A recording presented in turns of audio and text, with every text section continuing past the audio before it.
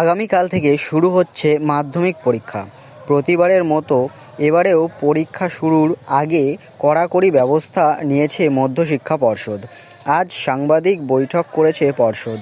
সেখানে পরীক্ষার্থীদের পাশাপাশি শিক্ষক শিক্ষিকাদের ওপরও একাধিক বিধি নিষেধ থাকছে বলেই জানিয়েছে পর্ষদ সভাপতি।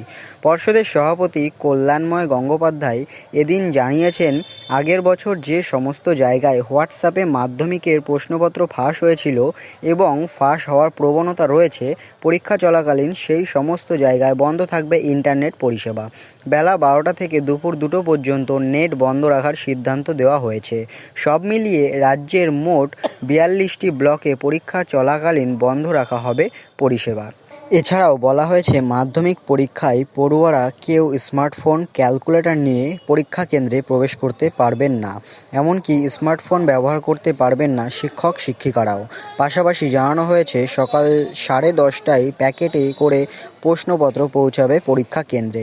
11টা 40 মিনিট নাগাদ খোলা হবে প্রশ্নপত্রের প্যাকেট। 11টা 50 মিনিটে উত্তরপত্র সরবরাহ করা হবে। উল্লেখ্য, এই বছর পরীক্ষার্থীর সংখ্যা রয়েছে 10,15,888, যা গতবারের তুলনায় অনেক কম। এবার মাধ্যমিক পরীক্ষায় ছাত্রের সংখ্যা রয়েছে 4,39,879।